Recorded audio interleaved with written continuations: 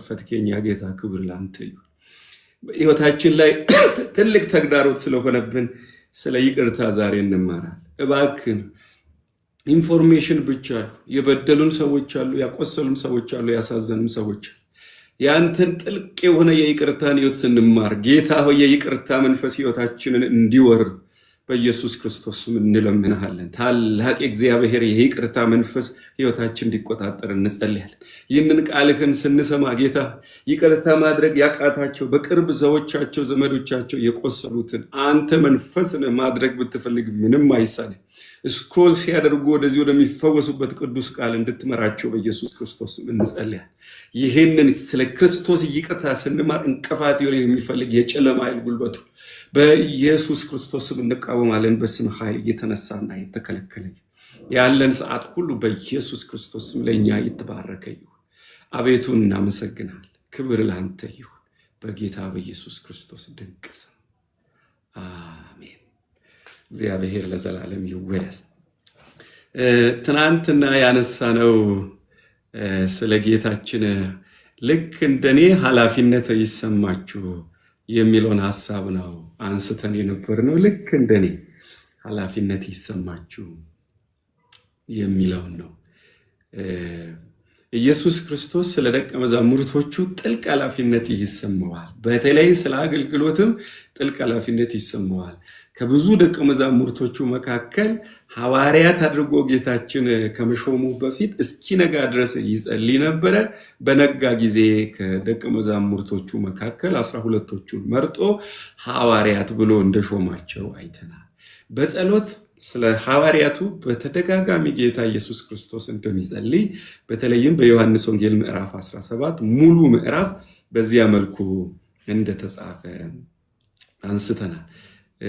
ሌላኛው ጌታችን መድኃኒታችን ኢየሱስ ክርስቶስ ታላቅ ኃላፊነት ለጴጥሮስና ለአገልግሎቱ እንደተሰማው አንስተን አውርተናል። ታላቅ ኃላፊነት ተሰምቶታል። ሰይጣን እንደ ስንዴ ሊያበጥረው በፈለገ ጊዜ ሁሉ ጌታችን መድኃኒታችን ኢየሱስ ክርስቶስ እኔ እምነት እንዳይጠፋ ጸልይልሃለሁ እንዳለ ሁሉ አይተናል። ከዚያ መልሰን ያነሳነው መጽሐፍ ቅዱስ እኛን ሁላችንን በክርስቶስ ኢየሱስ ያመንነውን ወንድማማቾች ናችሁ እንደሚለን አንስተናልና ወንድማማቾች ነን። ስለዚህ ፋይናሊ በደንብ ስንጠቀልል ያነሳነው ትናንትና ምንም ጥፋት የሌለበትን ወንድሙን ቃየል ገደለው። ሞት የማይገባውን ምስጋና የሚገባውን ከሙሉ ልቡ እግዚአብሔርን ያመለከው ሞት ለሚገባን ለእኛ ግን ኢየሱስ ክርስቶስ ሞተ። ስለዚህ ከጌታችን ከኢየሱስ ክርስቶስ ይህንን ሕይወት ለመማር በቃየል መንገድ ሳይሆን በክርስቶስ ኢየሱስ መንገድ መሄድ አለብን። ክርስቶስ ራሱን የሚያስደስተውን አልፈለገምና ወንድሞቻችንን በእንደዚህ አይነት በጽኑ ፍቅር ልንወዳቸው ይገባል የሚለውን ነው ያነሳነውና ይሄ በጣም አስደናቂ የሆነ የጌታችን ቃል ነው እና መጽሐፍ ቅዱስ እናንተ ሁላችሁም ወንድማማቾች ናችሁ። ልብ ብለን ማሰብ ያለብን ትናንትና ያነሳነው የሥጋ ወንድሞቻችን አስፈላጊዎቻችን ናቸው። ነገር ግን የመንፈስ ወንድሞቻችንን ያክል አስፈላጊዎቻችን ሊሆኑ አይችሉም። አንዳንድ ጊዜ ሰዎች በእምነታቸው ምክንያት ይሰደዳሉ፣ ይፈናቀላሉ። ስለዚህ የጌታ ቤተሰቦች ሆነን በወንድሞቻችን ጎን መቆም ይኖርብናል ማለት ነው። ስለዚህ ሐዋርያው ጳውሎስ ራሱን በማዋረድ ለወንድሞቹ ጥቅም በመንቀሳቀስ ለእኛ ምሳሌያችን ነው ብለናል። ለተናናሾች ለተላላቆች ክርስቶስ ኢየሱስ ስላመኑ ሰዎች ሁሉ ወንድም መሆን እንደሚገባን አውርተናል። ከጸሎታችንም አንዱ ሊሆን የሚገባው እባክህን ጌታ ሆይ እኔን ለወንድሞቼ ወንድም ማድረግ የሚለው ጸሎታችን ሞር አስፈላጊ ጸሎት ነው። እግዚአብሔር በዚህ መንፈስ ይሙላል። ዛሬ የምናነሳው ሌላ ቶፒክ ነው። ኢየሱስ ክርስቶስ ወደ እኔ ኑ እኔም አሳርፋችኋለሁ፣ ከእኔም ተማሩ፣ እኔ የዋህ በልቤም ትሁት ነኝ ብሏል። ስለዚህ ከትሁቱና ከየዋሁ መምህራችን ከጌታችን ከኢየሱስ ክርስቶስ እንማራለን ማለት ነው። ልክ እንደኔ ይቅር በሉ፣ የኔ አይነት የይቅርታ ልብ ይኑራችሁ ለማለት ጌታችን መድኃኒታችን ኢየሱስ ክርስቶስ ፍጹም ሰው ሆነ። አትርሱ ትምህርታችንን ትምህርተ ክርስቶስ የጀመርነው ኢየሱስ ፍጹም አምላክ ነው የሚለውን ተምረን ኢየሱስ ቴዎስ ነው አምላክ ነው የሚለውን ተምረን ኢየሱስ ኩሪዮስ ነው የሚለውን ተምረን ጌታ ነው ማለታችን ነው። ኢየሱስ አምልኮ የሚቀበል አምላክ ነው። አምላክ እንደሆነ ራሱም ተናግሯል። በመጽሐፍ ቅዱስ ውስጥ ከ7 ጊዜ በላይ አምላክ ወይም ቴዎስ በሚል ቃል ጌታ እንደተጠቀሰ አይተን ኢየሱስ ሰው ሆነ፣ ቃልም ሰው ሆነ የሚለውን ኤገኔቶስ ከሚለው ግሪክ ቃል ቃልም ስጋ ሆነ የሚለውን ለምን ሆነ የሚለውን እየተማርን ነው። ዛሬ ለኛ ምሳሌ ሊሆነን ነው እንደዚህ የሆነው ማለት ነው። ስለዚህ የጌታችን የይቅርታ ልብ ለኛ በጣም አስፈላጊያችን ነው። የሚበድሉን ሰዎች እስካሉ ድረስ ይቅርታ ማድረግ ፈተና መሆኑ የማይቀር ነገር ነው። ይቅርታ ምንድነው? መጀመሪያ ሁሉንም ሐሳቦችን ስናነሳ ወርዱን በጥንቃቄ እንደተረጎመው ይቅርታ የሚለው ቃል ምን ማለት ነው ከሚለው ከግሪኩ ቃል ተነስተን ይቅርታን ዲፋይን አድርገን ነው ከዛ በኋላ በጌታችን ሕይወት የይቅርታን ሕይወት የምንመረምረው ማለት ነው። ይቅርታ በመጽሐፍ ቅዱስ ውስጥ እጅግ መሰረታዊ የሆነ እንዲሁም የደህንነታችን መሰረት ነው። ይቅርታ የሚለው ሐሳብ በግሪክ አፖሂሚ የሚባል ሲሆን አፖ ማለት ማለት ሲሆን ሂሚ ማለት ደግሞ ሴንዳዌይ እንደማለት ነው። አፖሂሚ ይባላል። አፖሂሚ አፖ ማለት ማለት ነው። ሂሚ ማለት ደግሞ መልቀቅ ማለት ነው። ስለዚህ ቃሉ በትክክል ፕሮፐርሊ ሲተረጎም ፈቶ መልቀቅ የሚል ሐሳብ ነው ያለው። ፈቶ መልቀቅ። ይቅርታ አንድ ጊዜ ስልኬን ሳይለንት ላድርገው። ፈቶ መልቀቅ የሚል ትርጉም አለ። አፖ ማለት ማለት ሲሆን ሂሚ ማለት ደግሞ ፈቶ መልቀቅ ማለት ነው። ስለዚህ የቃሉ ትርጉም አንድ የታሰረ ነገርን ፈቶ መልቀቅ የሚል አስደናቂ ትርጉም ነው ያለው ማለት ነው። ስለዚህ አንድ የተያዘብንን ነገር ሙሉ በሙሉ ፈተን መልቀቅ ይሄ ይቅርታ ይባላል።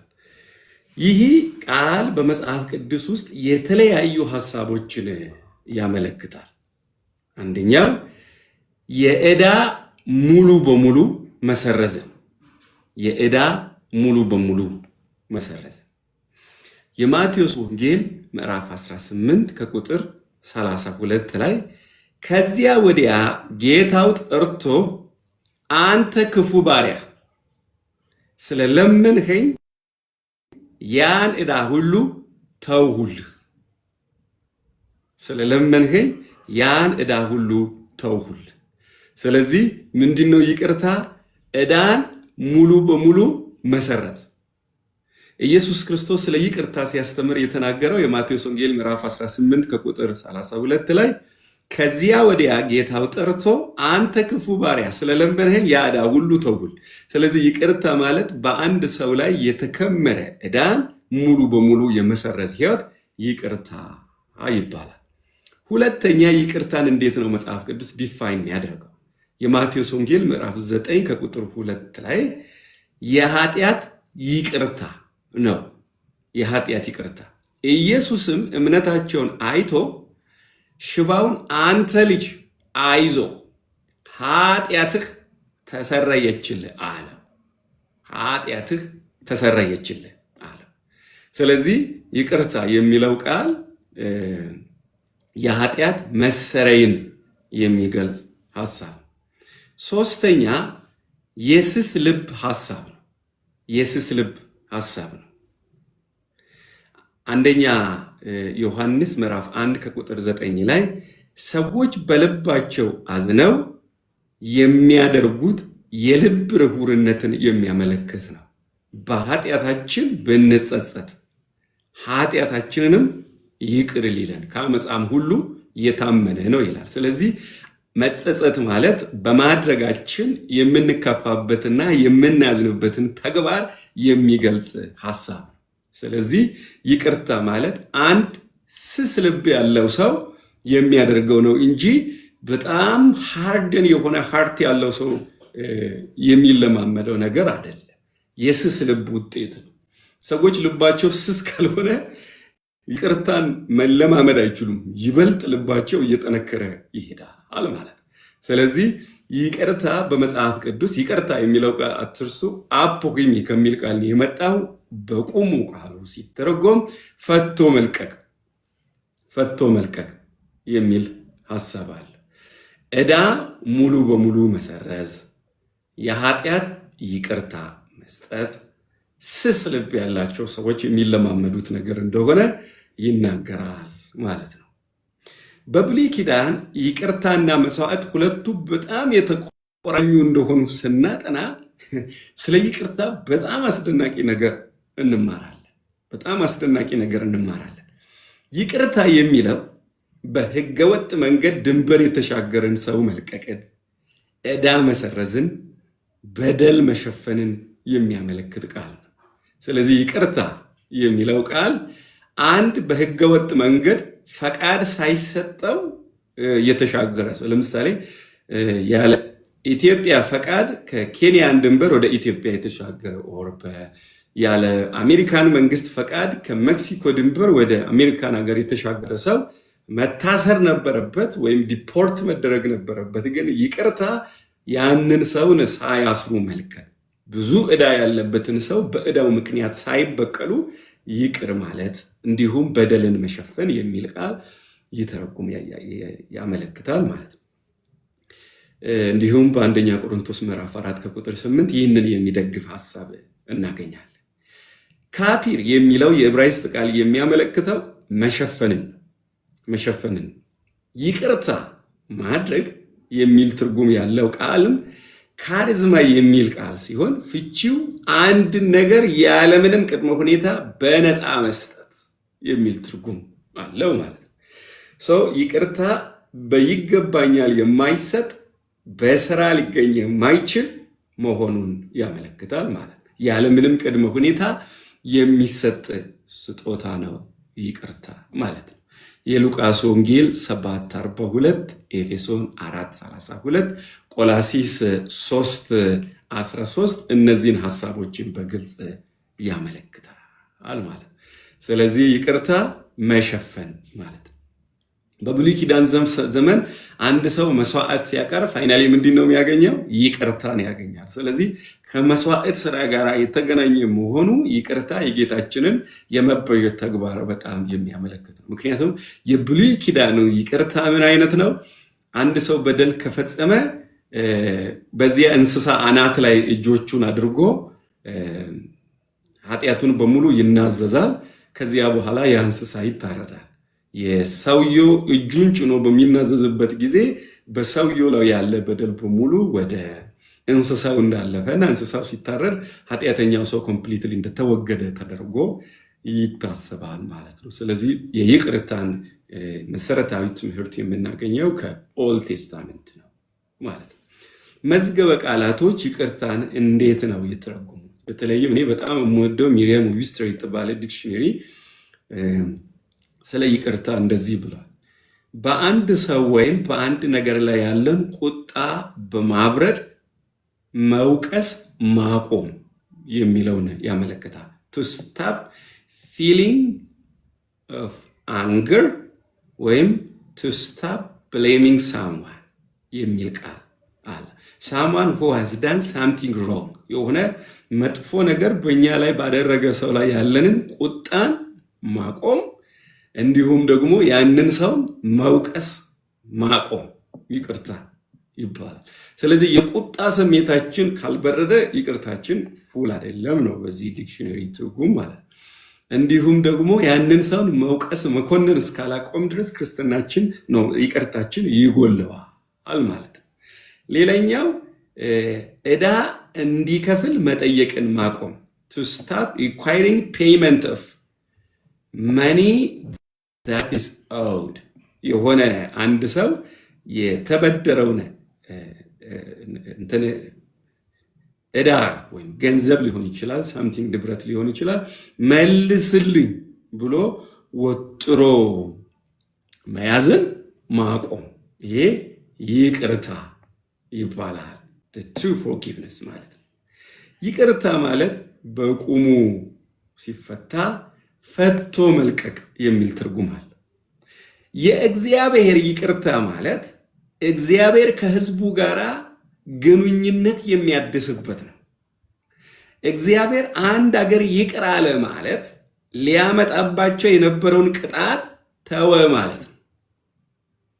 ዮናስ ምዕራፍ 3 ከቁጥር 10 በግልጽ ይነግረናል። ነነዌ በ3 ቀን ትገለባበጣለች አለ፣ መሰከረ፣ ተናገረ። እግዚአብሔር የነነዌ ሰዎች ይቅርታ ሲጠይቁ ምን አደረገ? ኮምፕሊትሊ ምህረት አደረገ፣ ማረ። ስለዚህ ሊያመጣ የነበረውን ቅጣት እግዚአብሔር ምን አደረገ? ተወ። ሊያመጣ የነበረውን ቅጣት ተወ። ብዙውን ጊዜ በተለምዶ የምንሰማው አንድ የተሳሳተ ትምህርት አለ። በዚህ አጋጣሚ እሱን ማረም ይኖርብናል። እግዚአብሔር ይቅር ይላል፣ ነገር ግን ስለዚህ ጥፋት ይቀጣል። እንደዚህ አይነት ትምህርት የለም ባይብል ውስጥ። ከቀጣ ታዲያ ምንድን ነው ይቅርታ? አንድ ወቅት ላይ አንድ አጭር ቪዲዮ ሰርቼ ዩቲዩብ ላይ አስቀምጬ ነበር። ዩቲዩብ ላይ የነበረኝ ትኩረቴ በጣም ደካማ በመሆኑ አልቀጠልኩበትም እንጂ ርዕሱ ምንድን ነው የሚለው? እግዚአብሔር ይቅር ይላል ነገር ግን ይቀጣል። ጥያቄ ምልክት። ከቀጣ ታዲያ ምንም ይቅር አለ የሚልና እነዚህን ሀሳቦችን ያስረዳል ብለው ሰዎች የሚያነሱትን ጥቅሶችን የሚሞግት ነው። ከተወሰኑ 4-5 ዓመት ሊሆን ይችላል። እንደዚህ አጭር ትምህርት ነበረ ያዘጋጀው። ትንቢተ ኤርምያስ ምዕራፍ 18 ከቁጥር 7 ጀምሮ እስከ 8 ስለ ይቅርታ በደንብ ዲፋይን ያደርጋል። እኔ አንድ ህዝብ ወይም መንግስት እነቅላለሁ ወይም ሰባብሬ ያጠፋለሁ ብዬ በተናገርኩ ጊዜ ያ ህዝብ ተጸጽቶ ከክፋቱ የሚመለስ ከሆነ አመጣባታለሁ ብዬ ያቀድኩትን ክፉ ነገር አላደርግበትም። አመጣበታለሁ ብዬ ያቀድኩትን ክፉ ነገር አላደርግበትም ይላል። አንድ ህዝብ ወይ መንግስት እነቅላለሁ ሰባብሬ አጠፋለሁ ብዬ በተናገርኩ ጊዜ ያ ህዝብ ተጸጽቶ ከክፋቱ የሚመለስ ከሆነ አመጣበታለሁ ብዬ ያቀድኩትን ክፉ ነገር፣ ያ በጣም ትክክለኛ የይቅርታ ዲፊኒሽን ነው። ትንቢተ ኤርምያስ ምዕራፍ 18 ከቁጥር 7 እስከ 8 ሰው ይቅርታ አደርግበታለሁ ብሎ እግዚአብሔር ያሰበውን መጥፎ ነገር ሳያደርግ መተው ትክክለኛ የሆነ ቢብሊካል የሆነ የፎርጊቭነስ ዲፊኒሽን ነው ማለት። ስለዚህ አንዳንድ ሰዎች እግዚአብሔር ይቅር ይላል ግን ይቀጣል የሚሉት በፍጹም እውነት አይደለም። ምክንያቱም ይቅርታ አለመቅጣት። እስቲ ልብ ብላችሁ አስቡ። እግዚአብሔር ይቅር ካለ በኋላ ላጠፋነው ጥፋት ቢቀጣ በህይወት የምትኖሩ ይመስላችኋል? እኛ ብዙ ጊዜ ችግራችን የእግዚአብሔርን ቃል ለሰዎች ስለሆነ የምናምነው ለእኛ አድርገን አናየው። ለሰው ግን እኛ በምንወቅስበት በዚያ ችግር ውስጥ እኛው ራሳችን መኖራችንን ካሰብ በትክክል የእግዚአብሔርን ቃል መረዳትን እንጀምራለን ማለት፣ በአግባቡ እንረዳለን ማለት። ግን ለሰዎች ነው ብዙ ጊዜ የምንጠቅሰው፣ ለራሳችን እንጠቅስም። ይሄን ጥፋት አጥፍቻለሁ እግዚአብሔር በቃ ይቅር ብሎኛል፣ ግን ሊመት በቀኑ ስንት ሺህ አይነት ኃጢአት፣ ስንት መቶ አይነት ኃጢአት ታደርጋለህ። ኃጢአት አመፅ ነው አይደለ? የኃጢአት ትርጉም ሐማርቲያ የሚለው የግሪኩም ቃል ቻታ የሚለውም የዕብራይስጡ ቃል ትርጉሙ አመፅ ነው። ኃጢአት ሁለት ፈርጅ አለው። አታድርጉ የተባልነውን ነገር ማድረግ፣ አድርጉ የተባልነውን አለማድረግ። ስለዚህ መጸለይ ሲኖርብን ካልጸለይን ኃጢአት ነው። ማመስገን ሲኖርብን ከተሳደብንም ኃጢአት ነው። ሁለት ጎራ ነው። አንዳንድ ጊዜ ሰዎችን አልጠላንም አልሰደብናቸውም ይሆናል። ነገር ግን መውደድ የሚገባንን ያህል ካልወደድናቸው ራሱ አመፅ ነው። ለእያንዳንዱ ኃጢአታችን ደግሞ ጌታ ይቅር በለን ይቅርታ ስንጠይቅ ይቅር እያለ የሚቀጣን ከሆነ በህይወት መኖር አንችል። እኔ በህይወት ያለሁት ወንድማችሁ ይቅር ብሎኝ ሳይቀጣ ይቀርቶ ነው በህይወት ያለው። ብዙውን ጊዜ ለዚህ የዳዊትን ህይወት እንደ ምሳሌ ሰዎች ያቀርባሉ። እግዚአብሔር ዳዊትን የቀጣው ይቅርታ ሳይጠይቅ በደሉን ስለሸፈነ። የኦሪዮ ሚስት ያረገዘችው ከባሏ እንደሆነ ለማስመሰል ኦሪዮን ከጦር ሜዳ ያስጠራው ስላልተሳካለት ኦሪዮን በጦር ሜዳ አስገደለው። ሁለተኛ ሳሙኤል ምዕራፍ 11 ከዚያም ቀጥሎ የኦሪዮን ሚስት በርሳቤን ያገባው አሁንም ኃጢአቱን ለመሸፈንና መልካም ሰው እንደሆነ ለመወደስ ነው። እግዚአብሔር ነብዩ ናታንን ወደ ዳዊት ቤት ሲልከው ዳዊት በህዝቡ በጣም ምስጉን ሰው እንደሆነ ምንም ጥርጥር የለም። ምክንያቱም ምንድነው የሚታሰበው?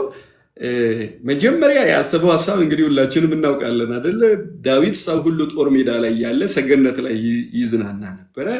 አሻግሮ ሲመለከት የመንጻት ስርዓቷን ጨርሳ ማለት በብሉይ ኪዳን መሰረት የወር አበባዋ መጥቶ ከሄደ ከ7 ቀን በኋላ ታጥባ መልሳ ለጌታ ምስጋናን የምታቀርብ ሴት ናት። ገላዋን ስትታጠብ አየ፣ ተመኛት፣ ጠራት፣ አመነዘረ። ከዚያ በኋላ ሴትዮዋ መታ አረገዝኩ አለች። እንግዲህ ከስንት ወር በኋላ ሊሆን ይችላል ይሄ ማርገዟን አውቃ የምትናገረው 2 ወር 3 ወር ሊሆን ይችላል ነገረች። ያን ሁሉ ጊዜ ዳዊት ኃጢአቱን ይዞ ጸጥ ብሎ ቁጭ ብሏል። አርግዥ ያለው እሷ ማርገዟን እርግጠኛ ሆነ። መቼስ በሳምንት በ2 ሳምንት በ3 ሳምንት በወሩ ማወቅ አይቻልም። ሰው ሲያረግዝ የሚያውቅበት ጊዜ ይታወቃል በተፈጥሮ። ያንን መታ ነገረች። ከዚያን ጊዜ ዳዊት ኦሪዮን አስጠራ እና አለው። ምናልባትም የዚያን ጊዜ በበቅሎ በፈረስ ስለሆነ ለሳምንት ለ15 ቀን የሚሆን ጉዞ ሊሆን ይችላል ያደረገው። መጣ።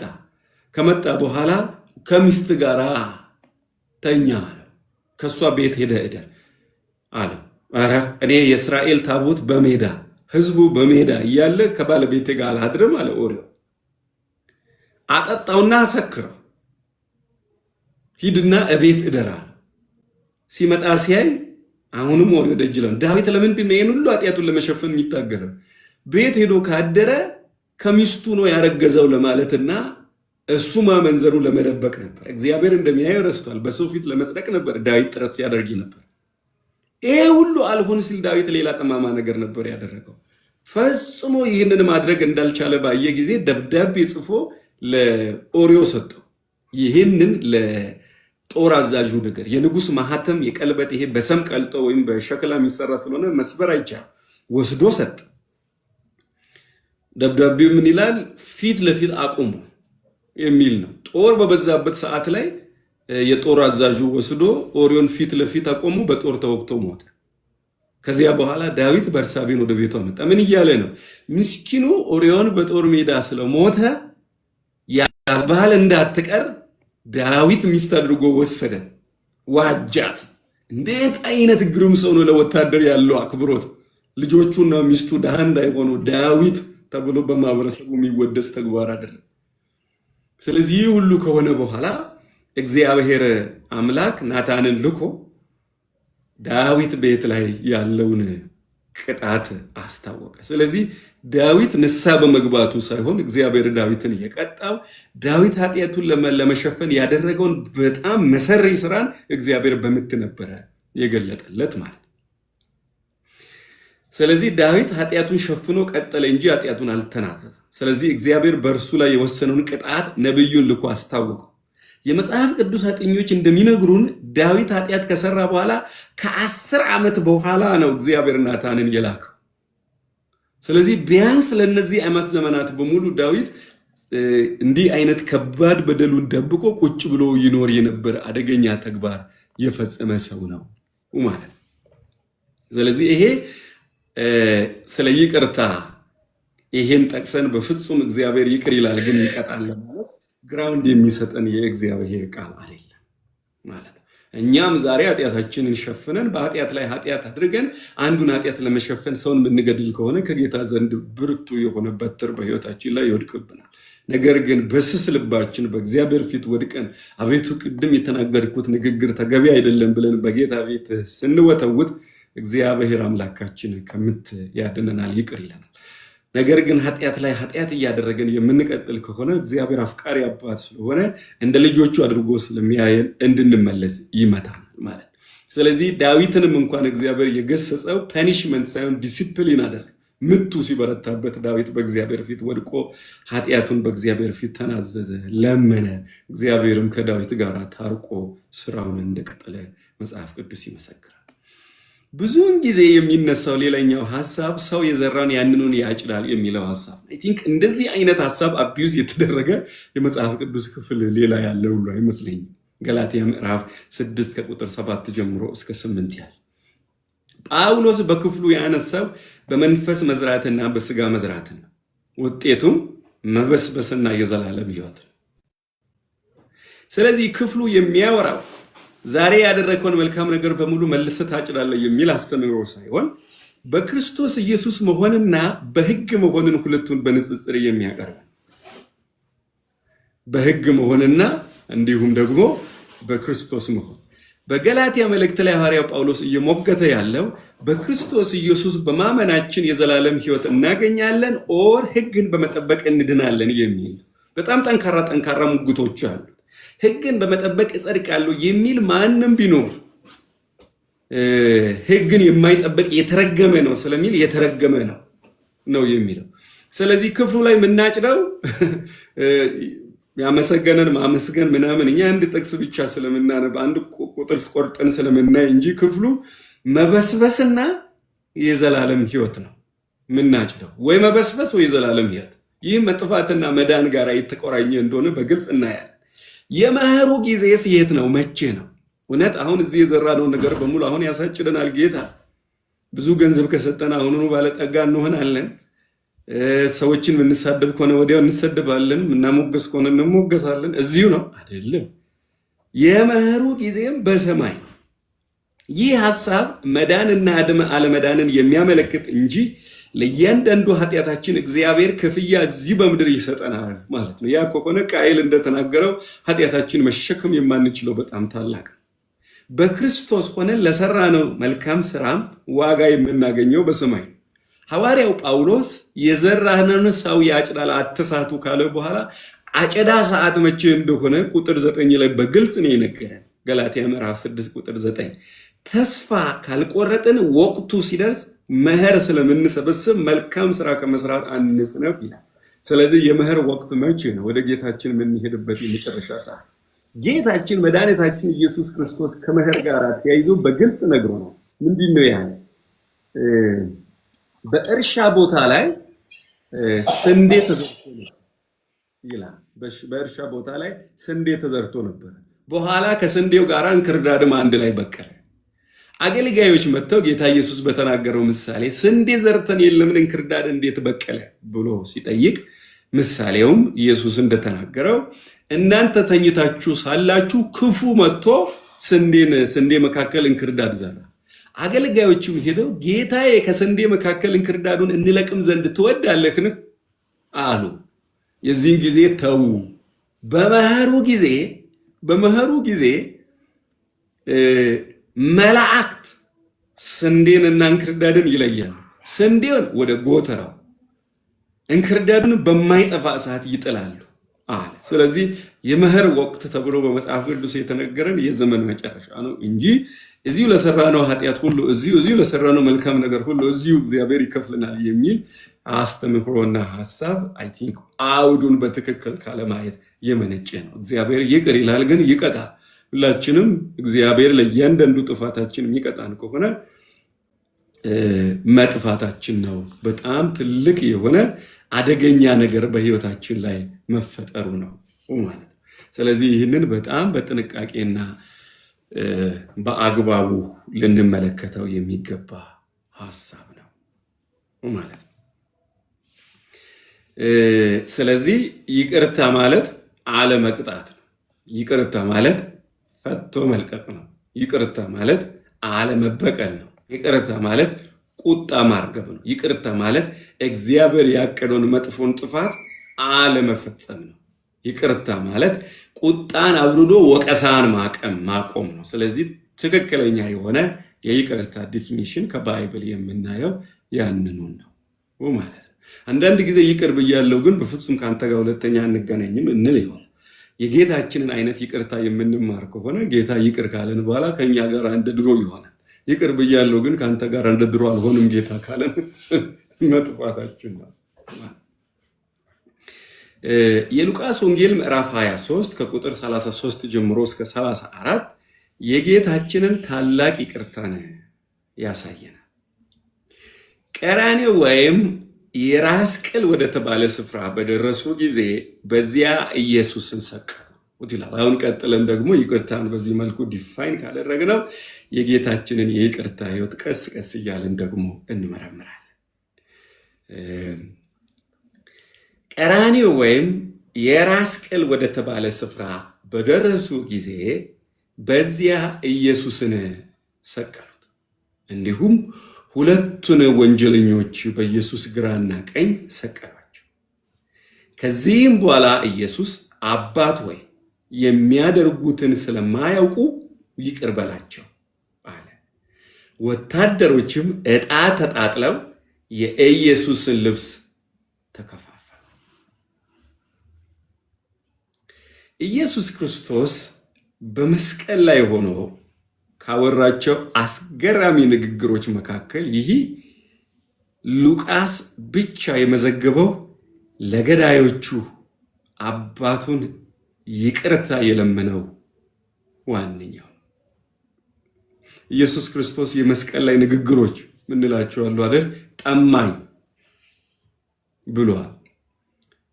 እናቱን ማርያምና ዮሐንስን ፊት ለፊቱ ቆመው ሲያይ እነሆ ልጅሽ፣ እነሆ እናት ብሏል። ጌታችን ተፈጸመ ብሏል። መስቀል ላይ ሆኖ አባቴ አባቴ ስለምን ተውከኝ ብሏል። አስደናቂው ንግግር ሉቃስ ብቻ የመዘገበው ኢየሱስም ከዚህ በኋላ አባት ሆይ የሚያደርጉትን ስለማያውቁ ይቅር በላቸው። ምንድነው ያወራው ጌታ ኢየሱስ መስቀል ላይ ተሰቅሎ? አንዳንድ ጊዜ ሰዎች ከመሞታቸው በፊት ምን አሉ የሚለውን ማወቅ በጣም እንጓጓለን። እኔ በጣም ጌታን የሚወዱ ክርስቲያን የሆኑ አብሮኝ ጌታን እያገለገሉ ከኔ አጠገብ ወደ ጌታ የሄዱ ሰዎችን አይቻቸው ያውቃል። በእምነታቸው በክርስትናቸው የተመሰከረላቸው ሰዎች እና ከሞቱ በኋላ ዘመዶቻቸውን ወይም የቅርብ ጓደኞቻቸውን አስተማሚዎቻቸውን ጠይቄ ያውቃል። ምን አለ ከመሞቱ በፊት ምን አለ ብዬ ስለ አንድ ጌታን በጣም ስለሚወድ ሰው ወደ ጌታ እንደሄደ ከሰማው በኋላ ከመሞቱ በፊት ምን አለ ብዬ ስጠይቃቸው ነፍሱ ከመውጣቷ ከአንድ ከሁለት ሰዓት በፊት ሃሌሉያ ሃሌሉያ ሃሌሉያ ሃሌሉያ ይል ነበር። የሰማይን ደስታን እየተቀላቀለ ሆኖ ነው ያልኩት። እንዲህ አይነት ተመሳሳይ ጥያቄ ጌታ ኢየሱስ ክርስቶስን መጠየቅ ትፈልጋላችሁ? ከመሞቱ በፊት ምን አለ? ነፍሱ ልትወጣ አካባቢ ምን አለ? ትንፋሽ እያጠረው እያለ ምን አለ? ኦክሲጅን እያጠረው እየመጣ ምን አለ? ህመሙ እየበረታ ሲመጣ ምን አለ? ሞት ፊት ለፊቱ እንደቀረበ ሲያይ ምን አለ? ከመስቀል እንደማይወርድና በዚያው እንደሚያሸልብ ሲያይ ምን አለ? ፋይናል ንግግሩ ምንድን ነው? የጌታችን የመጨረሻው ንግግር አባት ሆይ የሚያደርጉትን ስለማያውቁ ይቅር በላቸው። መጋበዝ አትፈልጉም? ይህንን ጌታን ወደ ህይወታችሁ ወደ ነፍሳችሁ መጥቶ በዚህ መንፈስ እንዲነካችሁ አትፈልጉም? ከመሞቱ በፊት ገዳዮቹን ይቅርታ ለምኖ ይሄድ የኔ መሪ ኢየሱስ። እኔ ከተለዋለሁ ነፍሴ በስጋዬ ውስጥ እስካለች ድረስ እከተለዋለሁ። ለሚቀጥሉት ዓመታት ገና አጥኜ ስለ ጌታዬ እናገራለሁ። ጌታዬ በጣም ውብ ነው። ለገዳዮቹ መስቀል ላይ ተሰቅሎ የመጨረሻ ንግግሮቹ አባት ሆይ የሚያደርጉትን አያውቁምና ይቅር በላቸው የሚል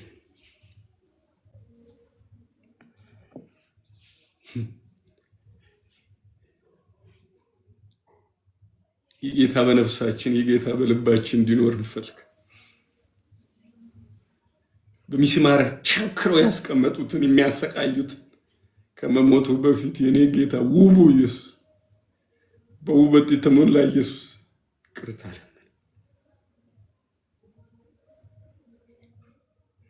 ጌታ ኢየሱስ ክርስቶስ ከሁለት ክፉ አድራጊ ወንጀለኞች መካከል ነበር የሰቀሉት። ከመስቀሉ ግርጌ ወታደሮች ልብሱን ዕጣ ይጣጣሉ ነበር። ከዚህም ሌላ በህመም ሲሰቃይ በማዕዘን ፈንታ ይዘብቱበት ነበር። የመስቀል ሞት ክፉኛ ስቃይ የሚያስከትል ሲሆን በብዙ ስቃይ ቀስ በቀስ የሚገድል አደገኛ ነው። እረፍት በማይሰጥ ስቃይ ውስጥ ጌታችን መድኃኒታችን ኢየሱስ ክርስቶስ ላይ ተቀምጦ ወደ ታች ቁልቁል እየተመለከተ ካደረገው ነገር አንዱ የሚያደርጉትን አያውቁም የሚል። እኔ ስለ ጌታ ሕይወት ተሳስብ አንድ መዝሙር ጽፌያለሁ።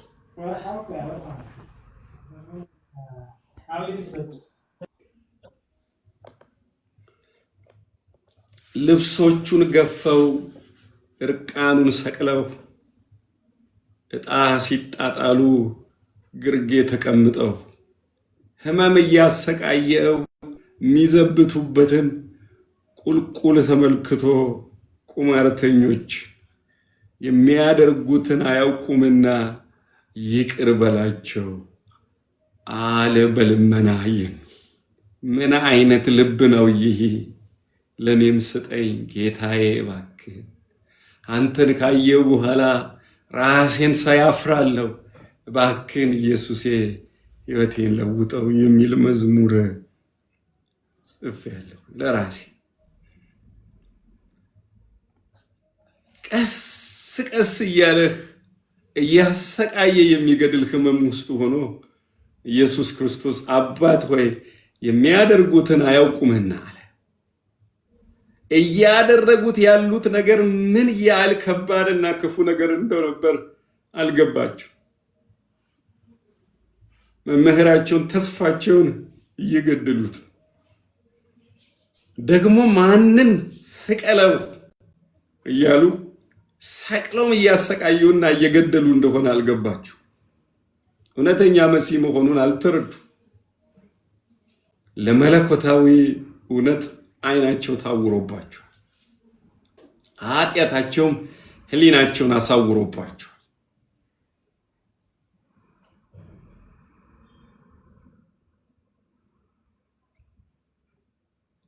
ኢየሱስ ክርስቶስ ለእነዚህ ሰዎች ይቅርታ ይለምናል።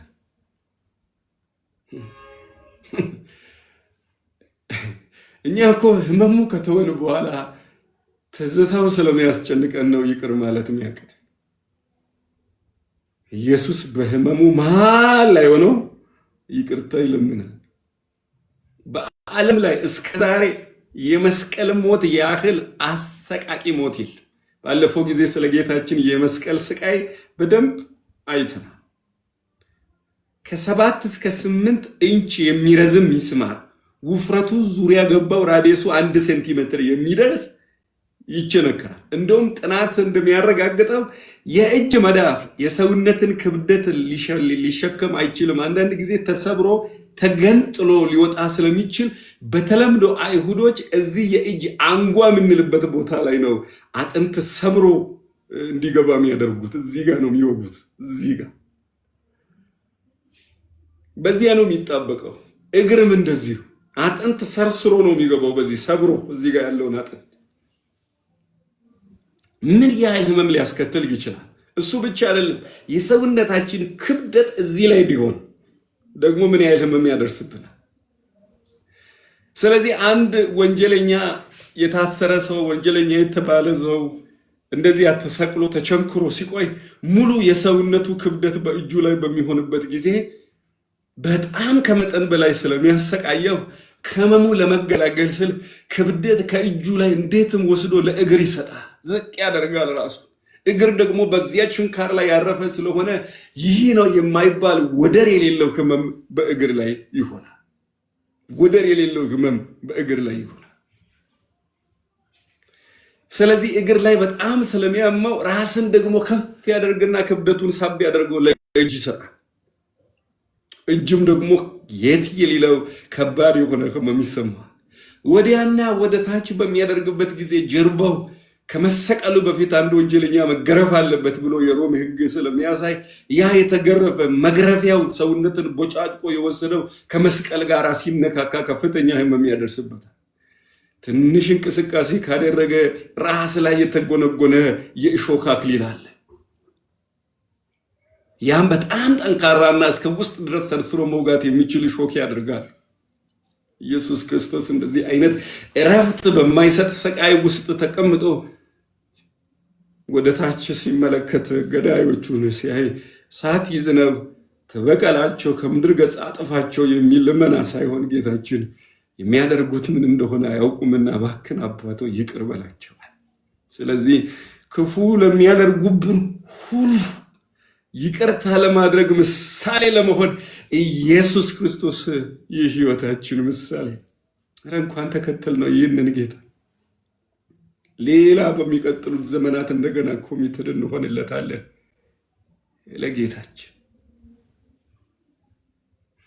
ኢየሱስ ክርስቶስ አባቱን ለአይሁድ ሃይማኖት መሪዎች በዋናነት ከሰው ለዚህ ሁሉ ላበቁት ሐሳባቸውን ተቀብለው ኢየሱስ ክርስቶስ ላይ የሞት ፍርድ ለፈረደበት ለሮም ፖለቲካ መሪዎች እንዲሁም ከባድ ግርፋትና የሞት ቅጣት እየፈጸሙ ላሉ ወታደሮች ይቅርታ መለመኑ ምንኛ የሚያስገርም ነገር ነው። ኢየሱስ ክርስቶስም የይቅርታ ጸሎት የመዳንን መንገድ ከፍቶላቸዋል። የኢየሱስ ክርስቶስ የነበረው ስቃይ በጣም ከባድ ቃላት መግለጽ የማይችለው ቢሆንም እንኳን ለገዳዮቹ ይቅርታ ለምኗል። የኢየሱስ ክርስቶስ ሞት ዋና አስፈጻሚ ከሆኑ ሰዎች መካከል የመቶ አለቃውና ወታደሮቹ ከኃጢአት ቀንበር ወጥተው ኢየሱስ ክርስቶስ የእግዚአብሔር ልጅ መሆኑን መስክረዋል። ዋው! በዚያ ስቃይ ውስጥ ሆነው ኢየሱስ ክርስቶስ የለመነው ልመና ሞቱን እያስፈጸመ ያለውን መቶ አለቃውንና እንዲሁም ከሱ ጋር አብሮ ያሉ የወታደሮችን ሕይወት ከኃጢአትና ከኩነኔ ቀንበር ነፃ አውጥቷቸው ኢየሱስ የእግዚአብሔር ልጅ መሆኑን መስክረዋል። የማቴዎስ ወንጌል ምዕራፍ 27 ከቁጥር 54 የመቶ አለቃውም ከእርሱ ጋር ኢየሱስን ይጠብቁ የነበሩት የምድር መናወጥና የሆነውን ነገር ባዩ ጊዜ እጅግ ፈርተው በእውነት ይህ የእግዚአብሔር ልጅ ነበረ አሉ። መሬት ተንቀጥቅጦ እንዴት አይሉ ማለት አንችልም። አይን ከታወረ መሬት ቀርቶ ምንም ቢንቀጠቀጥ አያምነው። ኢየሱስ በምድር ላይ ከፈሪሳውያን መሃል ላይ ቆሞ ዓለም ሳይፈጠር በፊት አባቶይ በአንተ ዘንድ በነበረኝ ክብር አክብረኝ ብሎ ሲጸልይ ከሰማይ በታላቅ ድምፅ ሕዝብ እየሰማ አከብረዋለሁ የሚል ድምፅ ተሰማ። ነገር ግን እዚያ የቆሙ ሰዎች መልአክ አውርቶ ሊሆን ይችላል፣ መብረቅ ነው፣ ነጎድጓድ ነው እያሉ አደብዝዞ አጠፉ። የሞተን ከማንሳት የሚበልጥ ታላቅ ተአምራት የት አለ? ዕውር ሆኖ የተወለደ ዓይን ከማብራት ያለፈ ተአምራት የት አለ? ብዙ ተአምራትን አድርጎ አላመኑም። ምን መሬት መንቀጥቀጥ ብቻ የሚናወጠውን ማዕበል ገስጿል። ጌታችን ግን ሊያምኑት አልቻሉም። የኢየሱስ ክርስቶስ የይቅርታ ጸሎት የመቶ አለቃውንና የተከታዮችን ልብ አንድ ጊዜ ነው የቀየረው። ይህ ብቻ ሳይሆን ከካህናትም ብዙዎቹ በጌታም ነው። የሐዋርያት ሥራ ምዕራፍ 6 ከቁጥር 7 በዚህ ሁኔታ የእግዚአብሔር ቃል እየተስፋፋ ስለሄደ በኢየሩሳሌም የአማኞች ቁጥር በጣም እየበዛ ሄደ። ከካህናትም እጅግ ብዙዎች አመኑ። ማናቸው? እነዚያ ኢየሩሳሌም ያሉ ካህናት ስቀለው ይወገድ ያሉ ናቸው። ስለዚህ የጌታችን የመስቀል የሚያደርጉትን አያውቁምና ይቅር በላቸው የተባለው ይቅርታ የኃጢአትን ቀንበር ሰብሮ ነፃ አውጥቷቸው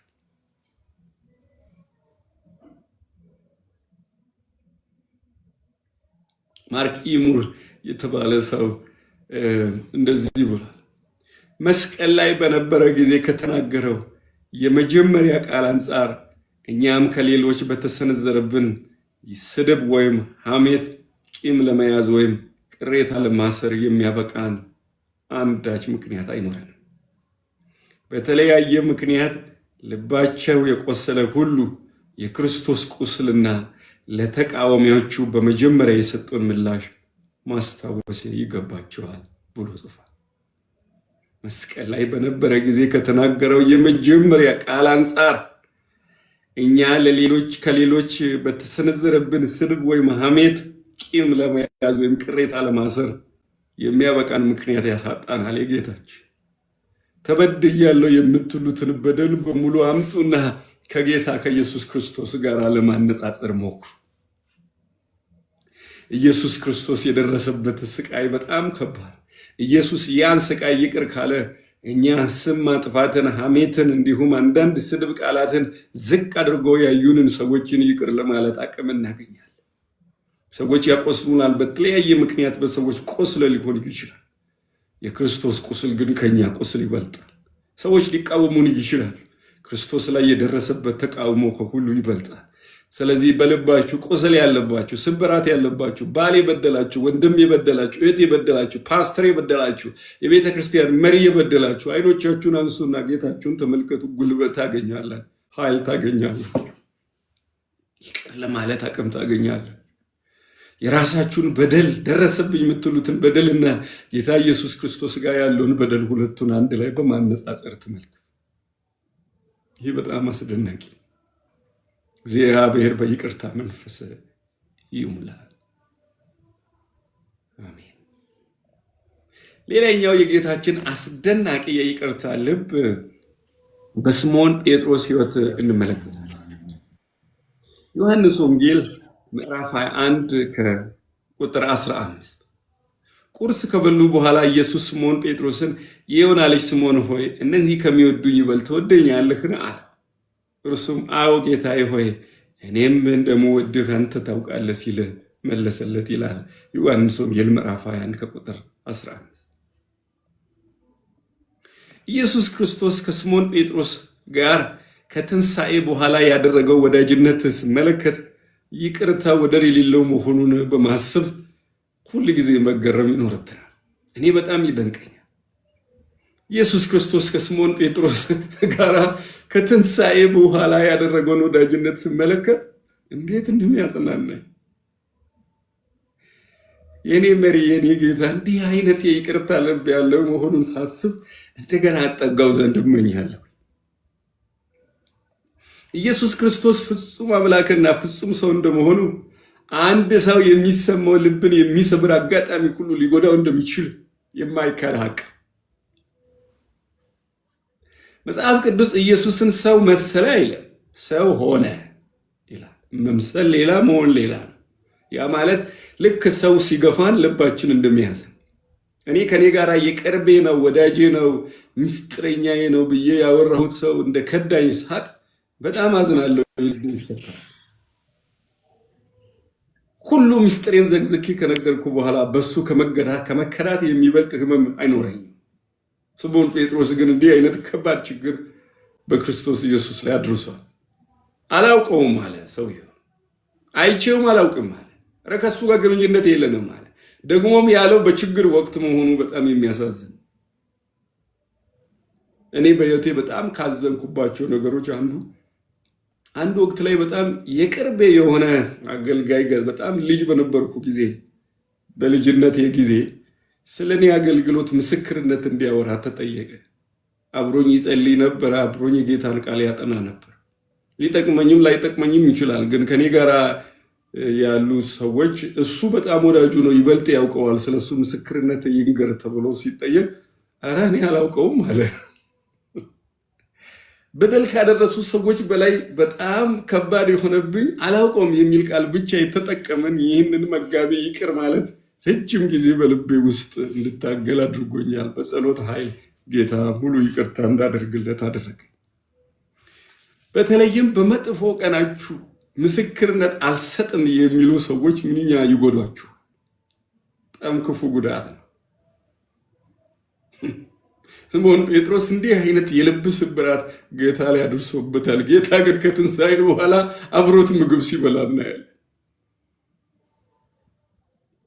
ኢየሱስ ክርስቶስ ከደቀ መዛሙርቱ ሁሉ ቀድሞ የጠራው 3 ዓመት ከመንፈቅ አብሮት የከረመው ስምዖን ጴጥሮስ በአስቸጋሪ ቀን ካደው። ከሁሉ ቀድሞ የተጠራው ጴጥሮስ በኩር ደቀ መዝሙሩ ብዙ የተስፋ ቃል ተናግሮ ደግሞ ማንም ሰው አንተን ትቶ ቢሄድ አታስብ፣ እኔ ትቼ አልሄድም፣ ሞቴን ጭምር ነፍሴን ጭምር ላንተ አሳልፌ እሰጣለሁ ያለው ስምዖን ጴጥሮስ ነው ጌታን ይካደ።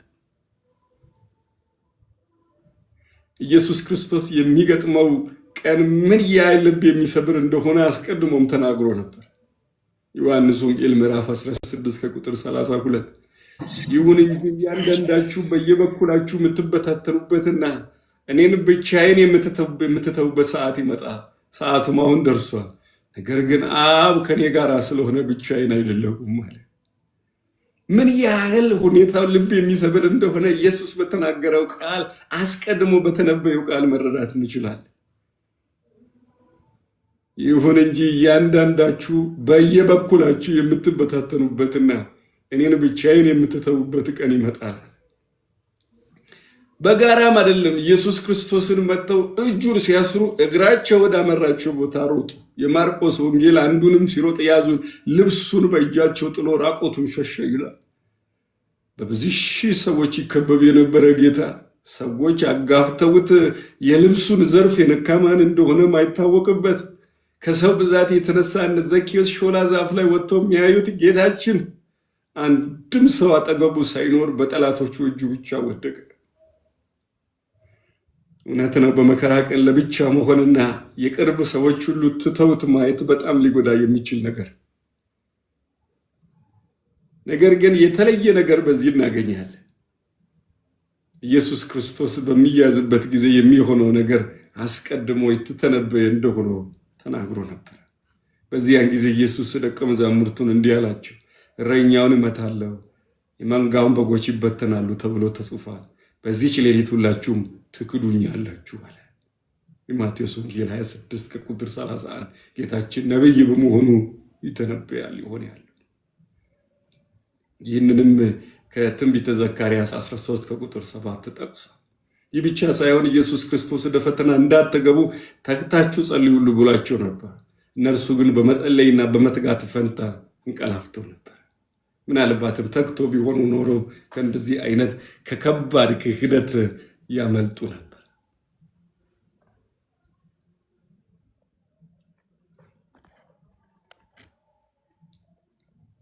ሌላውና አስገራሚው ኢየሱስ ክርስቶስ በተያዘበት ጊዜ በጌተሰመኒ ብቻ እንዲይዙትና ደቀ መዛሙርቱን እንዲለቋቸው አድርጎ ነበር።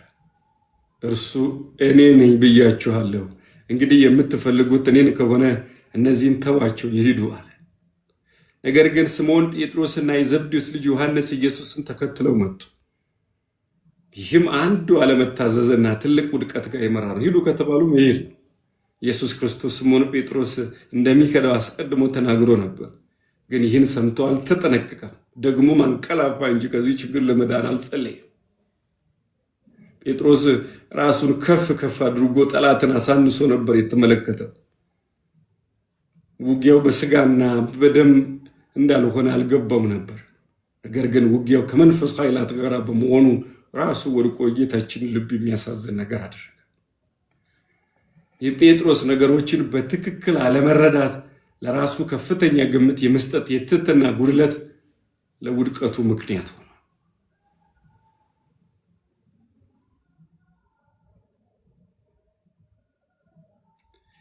ጴጥሮስ የመጀመሪያው አንዲት ከገሊላው ኢየሱስ ጋር ነበረ ባለችው ጊዜ የመለሰው መልስ ገረድ ባለችው ጊዜ የምትዩን አላውቅም አለ። የማቴዎስ ወንጌል ምዕራፍ 26 ከቁጥር 69። ሊወጣ ወደ በሩ ሲሄድ ሌላ ገረድ እዚያ ለነበሩ ሰዎች ይህ ሰው ከናዝሬት ኢየሱስ ጋር ነበረ ብላ ነገረቻቸው። ጴጥሮስ በዚህ ጊዜ ይህን የምትዩን ሰውን አላውቀው ሲል በመማል እንደገና ካደ።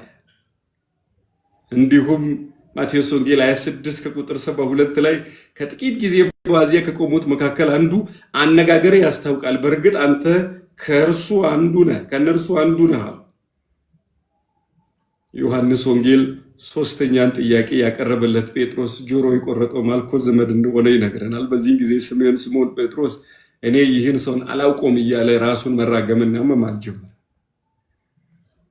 ንግግሩ ምንም እንኳን ግልጽ ቢሆንም ስምዖን ጴጥሮስ አልቀበልም አለ።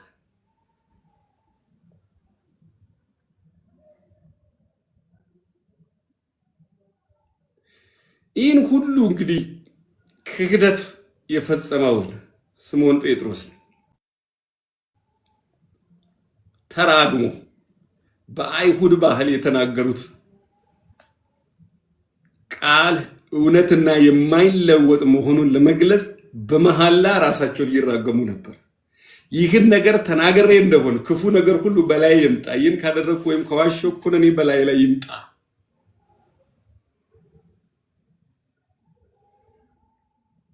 በመሐላ ጭምር ጌታን የካደውን ስምዖን ጴጥሮስን ይቅራል። ዛሬ ከኢየሱስ ክርስቶስ ይህንን የይቅርታ ልብ መማር አቅቶን ወንድሞቻችን ይቅር ለማለት አቅቶ እውነተኛ የክርስቶስ ኢየሱስ ተከታዮች ከሆንን ከጌታችን ስምዖን ጴጥሮስን ይቅር ብሎ ወዳጅነት ከፈጠረው ከኢየሱስ ክርስቶስ መማር ይሁንብን።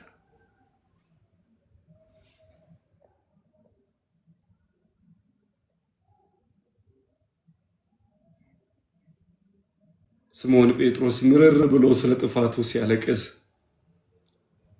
ይቅርታን አገኘ። ምርር ብሎ የሚለውን ቃል ለመግለጽ የገባው የግሪኩ ቃል ካሊዮ የሚል ነው። ከፍ ባለ ድምፅ ማለት ሲሆን ማቴዎስም ፒክረስ የሚል የግሪክ ቃል ተጠቅሟል።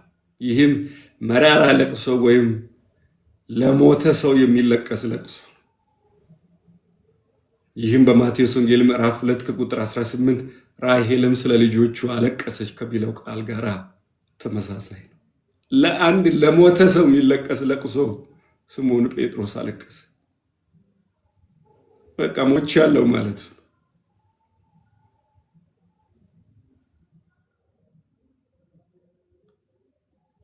ከሁሉ የሚያስደንቀው ኢየሱስ ክርስቶስ በቃላት የማይገለጽ ታላቅ ይቅርታ ነው። ኢየሱስ ክርስቶስ ከሞት ከተነሳ በኋላ ያደረገው ትቶ የሸሹትን ደቀ መዛሙርትንና አላውቅም ብሎ የካደውን ጴጥሮስን ፍለጋ መምጣቱ።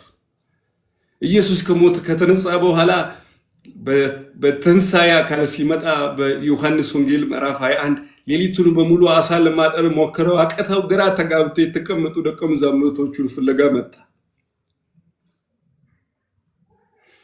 ዮሐንስ ወንጌል ምዕራፍ 21 በጣም የሚገርም እውነታ ይዟል። ሐዋርያው ዮሐንስ በምዕራፍ 20 ሐሳቡን የቋጨ ይመስላል። በ20:30 ላይ መጽሐፍ የተጻፈበትን ዓላማ ተናግሮ ነበር። ነገር ግን 21 ደግሞ እንደገና ተጨመረ። አንዳንድ ሰዎች ዮሐንስ ይህንን ሐሳብ በኋላ ሳይጨምሮ አይቀርም ሁሉ ይላሉ። ሌሊቱን በሙሉ አሳ ለማጥመድ ሲታገሉ አድረው አንዳች አሳ አላገኙም። ሲነጋ ኢየሱስ በባህር ዳር ላይ ቆሞ ከሃዲዎች ሆይ ወይም ትታችሁ የሸሻችሁ ሰዎች ሆይ የሚል ቃል ለመጠቀሙ በጣም የሚገርም ነው።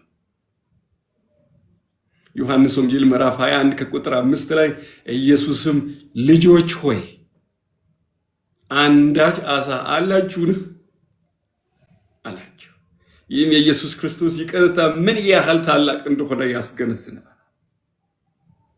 ኢየሱስ ክርስቶስ ደቀ መዛሙርቱን ልጆች ሆይ ብሎ መጥራቱ እንዲሁ ሳይሆን ትልቅ ትርጉም ያለው ነው። ኢየሱስ ክርስቶስ ልጆች ሆይ ብሎ መጥራቱ ከትንሣኤ በኋላ ከእግዚአብሔር ጋር ያላቸውን አዲስ ግንኙነት የሚያመለክት ነው።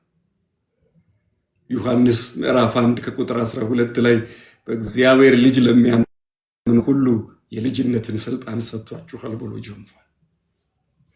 ኢየሱስ ክርስቶስ ትቶ የሸሹትንና በመከራው ቀን የካደውን ስምዖን ጴጥሮስን ይቅር ማለቱ ብቻ ሳይሆን አብሮ ምሳ በልቷል። በአይሁድ ባህል አብሮ ምሳ መብላት ታላቅ ወዳጅነትን የሚገልጽ ነው። ይህ ምሳ ደግሞ በክርስቶስ ኢየሱስ የተዘጋጀ መሆኑ ምንኛ ድንቅ! ስምዖን ጴጥሮስ በጠላቶቹ በተዘጋጀ እሳት አጠገብ እሳትን እየሞቀ ኢየሱስ ክርስቶስን 3 ጊዜ ክዶታል። ነፍሱን እስከ መስጠት ድረስ በወደደው በክርስቶስ ኢየሱስ በተዘጋጀ ፍም እሳት አጠገብ ተቀምጦ እምነቱ ታደሰ። ይህ አስገራሚ አምላክ ይልቅስ እንደ ታማኝ አድርጎ ቆጥሮ አደራ ሰጠው። ትወደኛለህ አለው። አንተ ታውቃለህ። 3 ጊዜ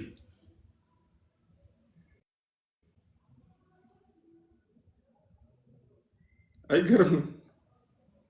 ምሳ አዘጋጅቶ ይጠራል ከሃዲው ጂዘስ።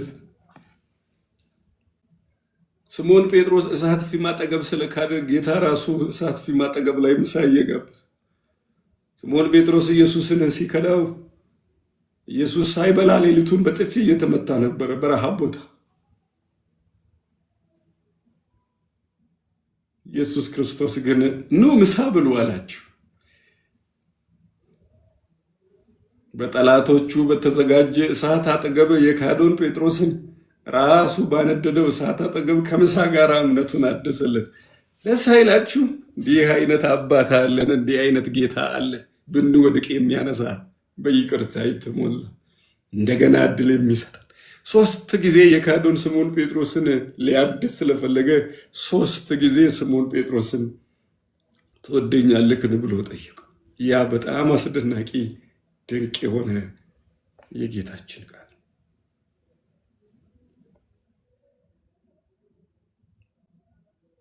መጽሐፍ ቅዱስ ስለ ይቅርታ የሚያስተምረን በ2 ገጽታ። የመጀመሪያው ለበደሉን አጸፋውን በመመለስ መበቀል ሲሆን፣ ሁለተኛው ደግሞ ህብረት ማደስና ወዳጅነት ነው። ኢየሱስ ክርስቶስ ይቅርታ በማድረግ የሚበድሉን ሁሉ ይቅር ማለት እንዳለባቸው ተናግሯል። አላስደነቃችሁም? የጌታችን የይቅርታ ሁኔታ መስቀል ላይ ሆኖ ለገዳዮቹ ይቅርታ መለመኑ ከገሃዴው ጋር ተመልሶ ቁጭ ብሎ ምሳ መብላቱ። ለምንድን ነው እንደዚህ ያደረጉ? ድራማ እየሰራ አይደለም። እናንተም ከከሃዲዎቻችሁ ጋር ምሳ ብሉ፣ እናንተም ከከሃዲዎቻችሁ ጋር ያለን ዝምድና አድሱ። እኔ ከደቀ መዛሙርት መካከል በቅድሚያ የጠራሁትና 3 ዓመት ከመንፈቅ ለሱ ስሟገትለት ስለምንለት ጸልይለት በነበርኩት በስምዖን ጴጥሮስ ተካድኩኝ፣ ግን ይቅር ብዬ አደስኩኝ። አሜን። ጌታ ኢየሱስ ይህንን ህይወት ይስጠን። አሌሉያ። እኛ ምን ማድረግ እንደሚገባን ወደሚናገረው ክፍል ጌታ ስለ ይቅርታ ምን አስተማረን ወደሚለው ከማለፋችን በፊት ምን ትላላችሁ? ስለ ጌታችን ይቅርታ ጥያቄ ያላችሁ፣ ሞር እንዲብራራ የምትፈልጉት ሀሳብ አላችሁ?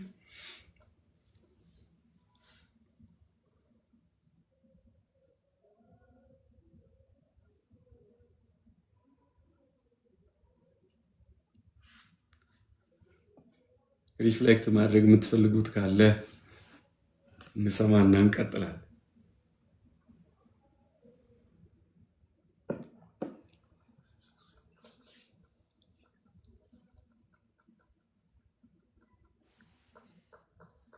አንድ አቡሽ የሚባል ልጅ ጥያቄ እንዳለው የሆነ መልእክት አስቀምጦ ነበረ። እሱ ካለ ገብቶ ትንሽ ጥያቄ ካለው ቢጠይቅ ደስ ይላል። ያልገባው ነገር አለ መሰለህ እና ትንሽ ጥያቄ ሆኖበት እና ካለ ቢገባ አቡሽ የሚሉት ልጅ ጥያቄውን ቢጠይቅ ደስ ይላል። መሀል ላይ የተረበሸ ሀሳብ ነበረው። ካለ ብታስገቡ ደስ ይላል። ጥያቄ ቢጠይቅ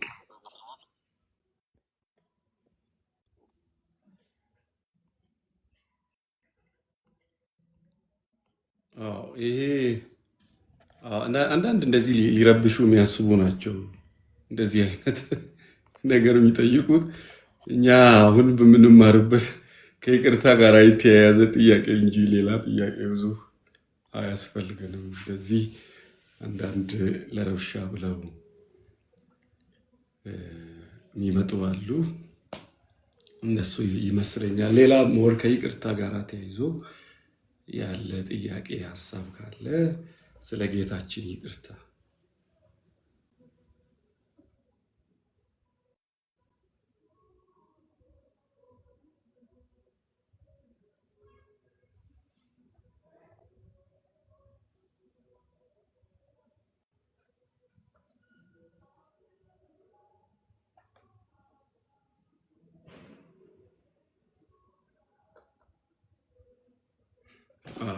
ጌታ ይባርክ። ሚራክል ለመረዳት ሳይሆን ጀስት ለመረበሽ ጥያቄዎችን እያየሁት ነበረ። ጥያቄ ሳይሆን ጀስት መቃወሙ ነው መሰለኝ። ጥያቄ ያለው ሰው አለ? በዚህ ከይቅርታ ጋር ተያይዞ ካልሆነ እንቀጥላለን ትምህርታችንን 1-20 ደቂቃ ወደፊት ማለት ነው። እንቀጥል ወይስ የምታወሩት አለ? ኮሜንት ላይ መጻፍ ትችላላችሁ። ሊስት ውስጥ ያላችሁ ማውራት ትችላላችሁ።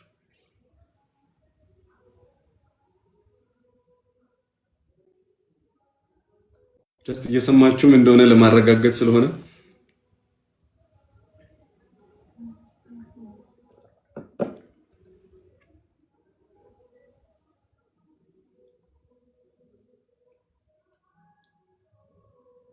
እሺ ቴንክ ዩ። የማቴዎስ ወንጌል ምዕራፍ 5 ከቁጥር 38 ያለው ጥቅስ አንብበን ጌታችን ይቅርታ ብንቀጥል ጥሩ ነው። ኔትወርክ ግን በጣም እያስቸገረ ስለሆነ ሼር ብታደርጉ ላይክ ሼር ብታደርጉ ጥሩ ነው። አሁን ኔትወርክ በጣም እያስቸገረ ስለሆነ ሼር ብታደርጉ ኔትወርክ አይዘንም። ብዙ ሰው እየሰማ ነው ግን ዝም ብሏል። ሼር አያደርግም፣ ላይክ አያደርግም። ከዛ የተነሳ ኔትወርክ እኔ ጋር ብቻ ይሁን እንግዲህ ያስቸግራል አንዳንዴ እና ትምህርቱ ብንቀጥልና መጨረሻ ላይ ጥያቄ ካለ ጥያቄውን ብናቀርብ የተሻለ ይመስለኛል። ያ ጌታ ይባርካችሁ። እንግዲህ ማሳሰቢያውን ሰምታችኋል። የወንድማችን ዳዊት እንደሱ በደንብ ታብታብ አድርገን አክቲቭ እንዲሆን እናድርግ። እንቀጥል። እኛ እንትን ለሚሉት ምናልባት እንደየአካባቢው የሰው ኔትወርክ የተለያየ ሊሆን ይችላል። እንግዲህ ኔትወርኩም ጥሩ እንዲሆን ምኞታችንም ጸሎታችንም ነው። በደንብ ኮፒ ሊንክ እናድርግ፣ ከዚያ እናስለቅቀው በደንብ። አንዳንድ ጊዜ ሰዎች ሪፖርት ምናምን ያደርጋሉ። እንደዚህ አይነት ቅድም መጥተው እንደሚጽፉ አይነት ሰዎች ዝም ብሎ አይደለም የሚሄዱት እና መሀል ላይ ዋርኒንግ የሚል ነገር ሁሉ መጥቶ ነበረ። እንደዚያ ሲያደርጉ ነው ለማዘጋት ስለ ጌታ እንዳይነገር የሚፈልጉ ሰዎች አሉ እና ተንኮል የሚሰሩ ሰዎች አሉ። ስለዚህ ወደ ብዙ ሰዎች እንዳይደርስ ሰይጣን የሚጠቀማቸው ሰዎች አሉ። እኛም ደግሞ በበቀል እንደዚህ አይነት ነገር ላይ መውረድ ይኖርብናል። 2 ጊዜ ነው ዋርኒንግ የሚል ስክሪን ላይ መጥቶ ያጠፋሁት እና እንዲህ አይነቱ ሪፖርት ሲደረግ ምናምን ነው።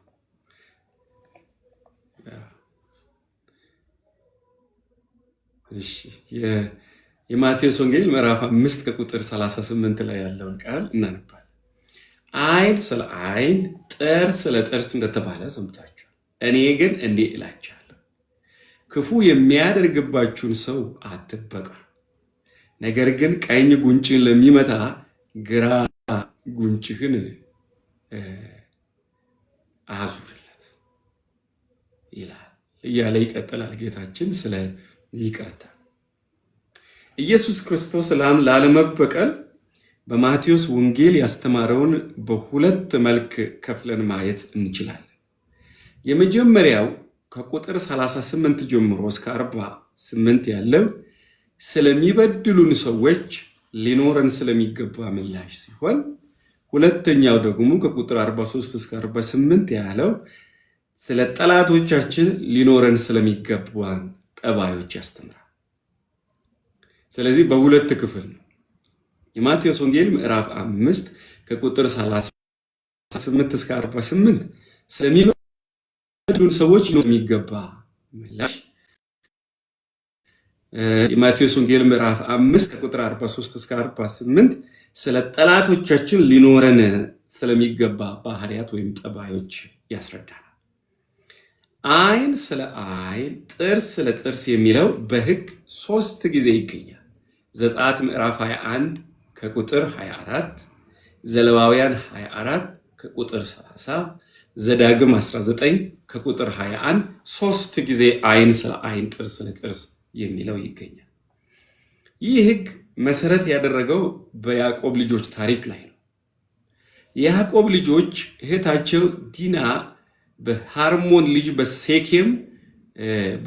ልጅ ሴኬም በመደፈሯ በኋላም ለጋብቻ በመፈለጓ ምክንያት ካልተገረዛችሁ ከእናንተ ጋር መዛመድ አንችልም ብሎ በማታለል ሁሉም የአገሩ ወንዶች እንዲገረዙ በማድረግ ቁስላቸው በበረታ ሰዓት በሰይፍ ሁሉንም ወንዶችን ገለው ንብረታቸውን ሁሉ ዘርፈው እንደነበር ዘፍጥረት ምዕራፍ 34 ይናገራል። የተደፈረችው አንዲት ሴት ሆና ግን ምንም ጥፋት ያላጠፉ ወንዶች ሁሉ ተገደሉ። ስለዚህ ጌታ ለእስራኤላውያን ትእዛዝ ሲሰጣቸው በቀልን ለመቀነስ ለተመጣጣኝ ጥፋት ተመጣጣኝ ቅጣት እንጂ ከዚያ የዘለለ መደረግ እንደሌለበት ነው የደነገገው። ዓይን ያጠፋ ዓይኑ ብቻ ይጥፋ እንጂ ጥርስ ወይም እጅ እግሩ በማጣት አሊያ መገደል የለበትም የሚል ነው። ዋና ዓላማው በበቀል ሰበብ የከፋ እልቂት እንዳይፈጠር መገደብ ነበር። ስንቶቻችሁ አስባችሁ ታውቃለህ? ዓይን ስለ ዓይን ጥርስ ስለ ጥርስ የሚለው በቀልን ለመገደብ በሚል ዓላማ እንድትሰጥ። እስራኤላውያን የያዕቆብ ልጆች ሲዞሩ በደረሱበት በከናን ሀገር ሰፈሩን የመንደር ልጆችን አያለው ብላ የያዕቆብ ሴት ልጅ ሄደች። ያዕቆብ 13 ልጆችን እንደወለደ ይናገራል። ሴት ስለሆነች የነገድ አባት ልትሆን አልቻለችም እና አንዲት ሴት ልጅ አለች ዲና የምትባል። ብዙ ጊዜ ቸርች ውስጥ የመጽሐፍ ቅዱስ ውድድር ሲዘጋጅ እንደዚህ አይነት ጥያቄ ይጠይቃሉ ሰዎች። የያዕቆብ ልጆች ስንት ናቸው ብሎ ሲጠየቅ ሁሉም ሰው 12 ናቸው ይላል እንጂ ሴት እንዳለች ይዘነጋሉ። እና 13 ልጆች አሉት ከአንዲት ሴት ልጅ ጋር ሲቆጠር ይቺ ሴት ልጅ ሰፈር ልጆችን ለማየት በሄደች ጊዜ የሃርሞን ልጅ ሴኬም ወሰዳትና ደፈራት። ከዚያ በኋላ አገባታለሁ አለ። ይሄ ጉዳይ ወደ ወንድሞቹ ሲመጣ ካልተገረዛችሁ እንዴት ልንጋባ እንችላለን ተባለ። ሰውየው ንጉሥ ስለሆነ በሀገሩ ያላችሁ ሰዎች በሙሉ መገረዝ አለባችሁ ተብሎ ወንድ ሁሉ ተገረዘ። እንግዲህ የጥንት ዘመን ግርዛት እንዳሁኑ ዘመን በሕክምና ያደገ ስላልሆነ ቆስሎ በጣም በበረታ ጊዜ መንቀሳቀስ በማይችሉበት ጊዜ የያዕቆብ ልጆች ሁለቱ ስምዖንና ሌዊ ሰይፍ ይዘው መጥተው ወንድ በሙሉ ፈጁ። ስለዚህ ፖይንቱ ምንድነው? አንዲት ልጅ በመደፈሯ ምክንያት ኔሽንን በሙሉ መግደል ተገቢ አይደለም። እስራኤል ሆይ ለተመጣጣኝ ጥፋት ለተመጣጣኝ ቅጣት እንጂ በበቀል ሰበብ ብዙ እልቂት መፈጠር የለበትም ተብሎ በቀልን ለመገደብ የተሰጠ ነው። ስለዚህ ይህንን በደንብ በምንረዳበት ጊዜ ዋናው ዓላማው ይሄ እንደሆነ እንረዳለን ማለት ነው። ጌታ ኢየሱስ ክርስቶስ የተናገረው በቀልን መገደብ ሳይሆን ሙሉ በሙሉ በመተው ግራ ጉንጭን በጥፊ ለሚመታ ቀኝ ጭምር አሳልፎ መስጠት የሚል ነው ያስተማረው።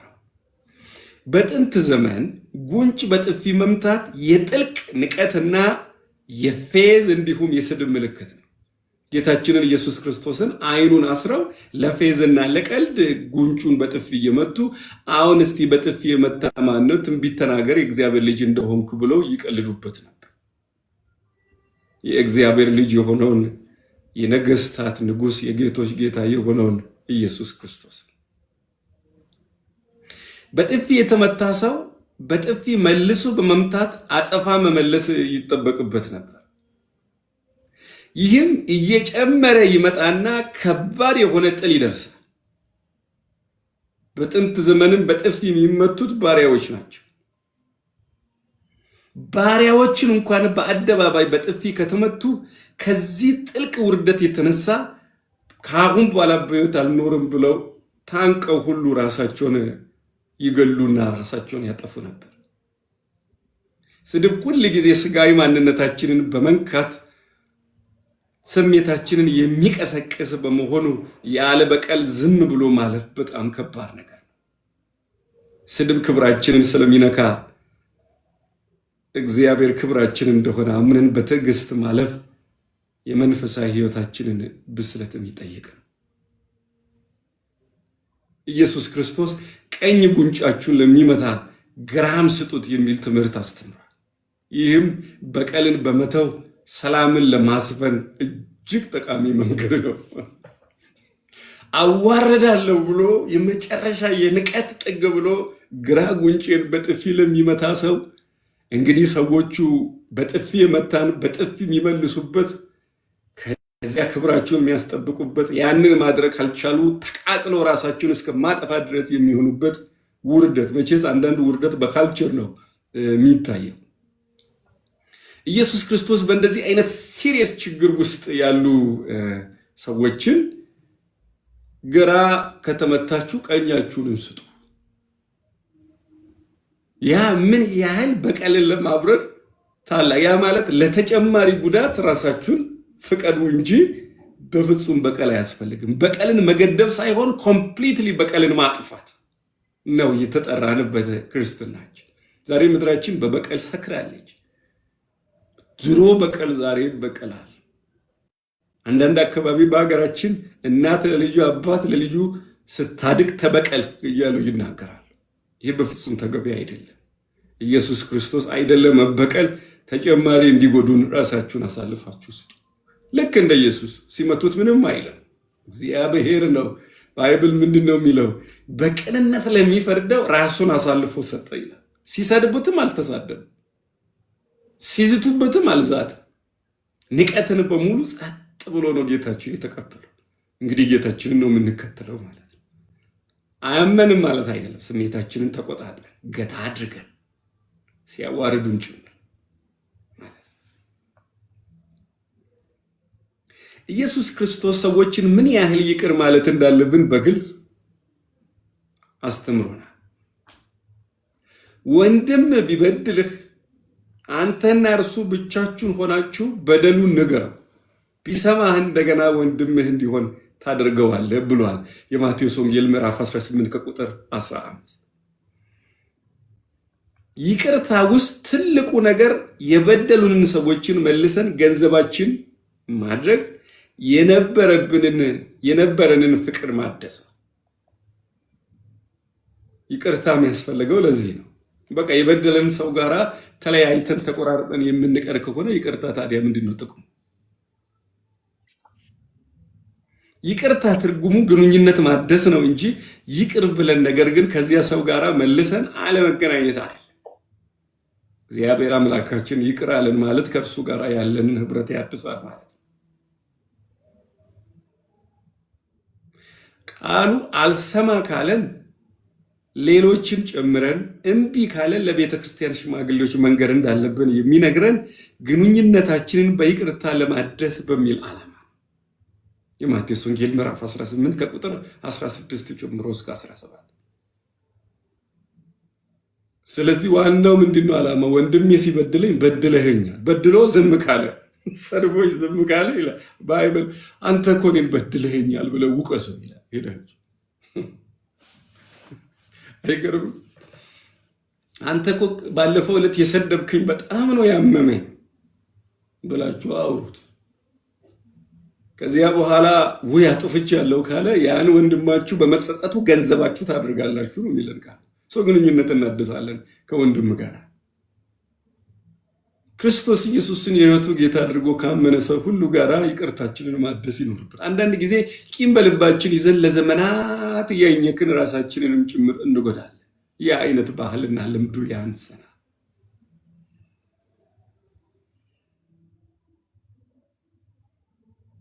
ሐዋርያው ጳውሎስ ወንድም በስህተት ውስጥ ከተገኘ አቅና ይላል። ገላትያ ምዕራፍ 6 ከቁጥር 1 ወንድሞች ሆይ ሰው ተሳስቶ አንዳች ጥፋት አድርጎ ቢገኝ መንፈሳውያን የሆናችሁ እናንተ እንዲህ አይነቱን ሰውን በገርነት አቅኑት፣ ነገር ግን አንተ በዚህ አይነት ፈተና እንዳትወድቅ ተጠንቀቅ ይላል። የሚገርመው በየዋህነት ወይም በገርነት አቅኑት ነው የተባለው። ምንድነው የዋህነት? የዋህነት ማለት በግሪኩ ቃል ፕራኦተስ ይባላል። ፕራኦተስ ማለት ፓወር አንደር ኮንትሮል፣ ስትሬንግዝ አንደር ኮንትሮል፣ የተገዛ ጉልበት ማለት ነው። ስለዚህ በጣም በተመጠነና በተገራ መልኩ ቀስ ብላችሁ ሄዳችሁ ያን የተሳሰቡት ወንድማችሁን አቅኑት ይላል። ስለዚህ የሌሎችን ስህተት እንኳን ማቅናት ያለብን በየዋህነት፣ እሳት ለብሰን እሳት ጎርሰን ሄደን አናቀና። አንዳንድ ጊዜ እየወቀሱ ነው፣ እየሰደቡ ነው፣ እየረገሙ ነው የሚባለው ሁሉ አይለይም። መጽሐፍ ቅዱስ ብዙ ፕሪንሲፕል ለኛ ሰጥቶናል በህይወታችን እንከተል ዘንድ። ስለዚህ በየዋሃት መንፈስ የሚገርማችሁ አንተ ራስህ እዚያ ችግር ውስጥ እንዳትገባ ተጠንቅቅ ማለቱ አይገርም? አንዳንድ ጊዜ ሰዎችን ለመገላገል ገብተን ራሳችን ተደባድበን እንደምንወጣ አቀናለሁ ብለን ሄደን ተጨማሪ እንዳናበላሽ ነው የሚለው። ምን ይላል ቃሉ? በገሪነት መንፈስ አቅኑ። ነገር ግን አንተ በዚህ አይነት ፈተና እንዳትወርቅ ተጠንቀቅ። በምን አይነት ፈተና? እሱ ባጠፋው አይነት ጥፋት አቀናው ብለህ ደግሞ እንዳትወርቅ ተጠንቀቅ። ሐዋርያው ጳውሎስ በዚህ ክፍል ላይ ያቀረበው ትምህርት ከአሳ አጥማጆች ስራ ጋር የተዛመደ። አንድ አሳ አጥማጅ አሳ በሚያጠምድበት ጊዜ ድንገት ከጥንቃቄ ጉድለት ሊሆን ይችላል የሚወረወረው መረብ በእግሩ ላይ ይጠመጠምና ውሃ ውስጥ ይዞት ይሄዳል። በዚህ ጊዜ ጓደኛው ይመጣና በእግሩ የተጠመጠመውን መረብ ቆራርጦ በመጣል ከሞት ያድነዋል። በዚህ ተግባሩ የሚቆራርጠው መረብ በራሱ እግር ላይ እንዳይጠመጠም መጠንቀቅ ይኖርበታል ማለት ነው። መረብ በእግሩ የተጠመጠመበት ሰው ጋር መጥተህ ከእግሩ መረብ ስትቆርጥ አንተ ራስህ ደግሞ መረቡ አንተ እግር ላይ እንዳይጠመጠም መጠንቀቅ ይኖርብሃል። ማንም ጥፋት ውስጥ ከተገኘ ሄደህ አቀናው እያልክ ደግሞ አንተ ራስህ እንዳትፈተን ተጠንቀቅ። መጀመሪያ ካያያዘ አቋቋመህን አስተካከል። ዋው እንዴት ብሩክ ነው የጌታችን ቃል! ስለዚህ ይሄ ምን ያስተምረናል? ወንድሞቻችን ከበደሉን እንኳን ስሜታችንን ገታ አድርገን በስሜታችን ሲበርድ ራሳችንን በገራ መንፈስ ሄደን ልንወቅሳቸው ይኖርብናል። እወቅሳለሁ ብሎ ሄደው ተደባደበው የሚመጡ ሁሉ ይኖራሉና ማለት ነው። እንግዲህ ይህ ሁሉ ተግባር ለማቅናት በዚህ ክፍል ላይ አቅኑ የሚለው በገላትያ መልእክት ላይ የተጠቀሰው ከሕክምና ቃል ጋር የተዛመደ ሲሆን አንድ የወለቀ ወይም የተሰበረ አጥንትን እንደመጠገን፣ ይህም እውነተኛ ማደስ። ስለዚህ ወንድሞቻችንን ማቅናት ማለት የተሰበረ ግንኙነት በፍቅር ማደስ ማለት ነው። ይህ በጣም አስገራሚ ነው። ይሄን አንስተን እንጨርሳለን። ከእናንተ ሀሳብ ተቀበል። የዮሴፍ የይቅርታ ምሳሌያችን በመጽሐፍ ቅዱስ ስለ ይቅርታ ስናነሳ ከዮሴፍ ሕይወት አስገራሚ የሆነ የይቅርታ ምሳሌ እናገኛለን። እንግዲህ ሁላችንም ዘፍጥረት ምዕራፍ 37 ላይ እንደምናየው ዮሴፍ በአባቱ በያዕቆብ የተወደደ ነው። ወንድሞቹ ደግሞ በመወደዱ ምክንያት ይቀኑበት ነበር። ወንድሞቹ አባታቸው ከነርሱ ይልቅ ዮሴፍን እንደሚወድ ባዩ ጊዜ በመቅናት መልካም ቃል ይናገሩ አልወደዱም ይላል ዘፍጥረት ምዕራፍ 37 ከቁጥር 4። መልካም ቃል አይናገሩም፣ ይቀኑበታል። ዮሴፍ ደግሞ ህልም አይቶ በመናገሩ እንደቀኑበት መጽሐፍ ቅዱስ ይናገራል። ከዚህም ቅናት የተነሳ በጉድጓድ እንደጣሉት በኋላም ለባርነት ለእስማኤላውያን ነጋዴዎች በ20 ብር እንደሸጡ ይናገራል። ዮሴፍ በ17 ዓመቱ ይህ ሁሉ መከራ ደረሰበት። ዮሴፍ በ17 ዓመቱ ለባርነት ተሸጠ። ዘፍጥረት 37 ከቁጥር 1 እስከ 30። በ30 ዓመቱ በግብፅ አገር ተሾመ።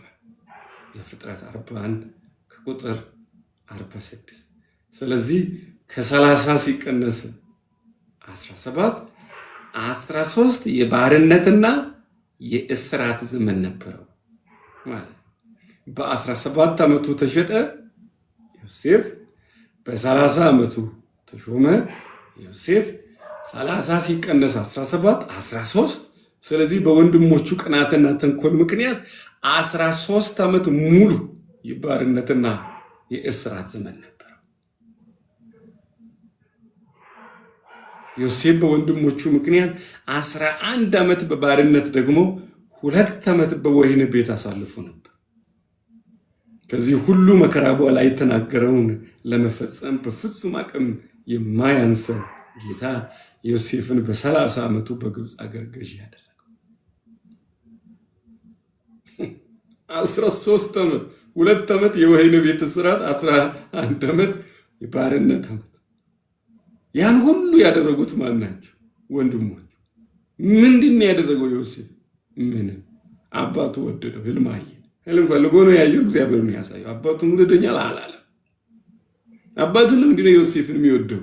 እሱ የሚወዳት የሚስቱ ልጅ ስለሆነ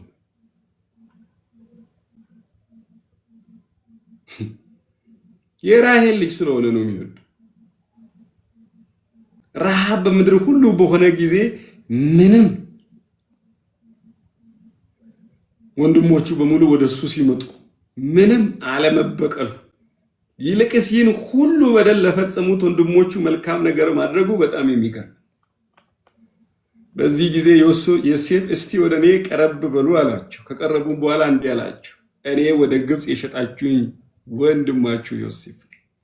ነገር ግን ይህን በማድረጋችሁ በመጸጸት አትበሳጩ። እግዚአብሔር እኔን አስቀድሞ ወደዚህ የላከኝ የሰዎችን ሕይወት እንዳተርፍ።